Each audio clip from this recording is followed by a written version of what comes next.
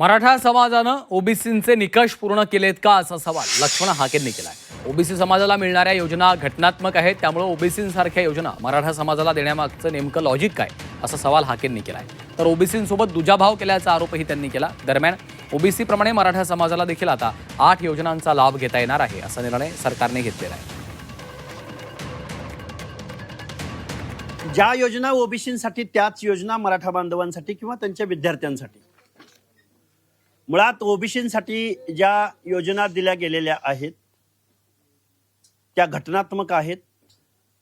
त्या सामाजिक मागासलेपणाच्या तत्त्वावर, निकषावर, अभ्यासावर आधारित आहेत.